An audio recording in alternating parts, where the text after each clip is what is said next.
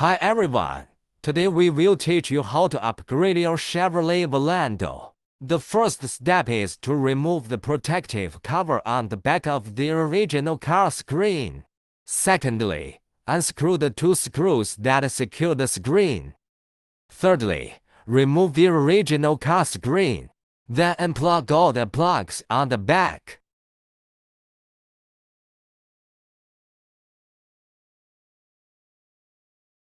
Now let's start wiring. This is the network antenna. This is a GPS antenna.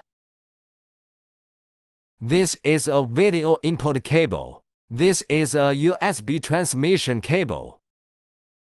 This is the original car USB adapter cable. Now connect to Canbus box. Reconnect the speaker. Reconnect the RCA audio cable. Then connect the protocol serial port. Now connect the screen power plug. Then connect the reverse rear-view plug.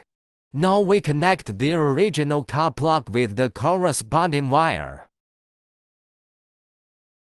Finally, we will install the nose screen and tighten its two screws. The installation is now complete. As it is the first time installing, we need to set up Canbus.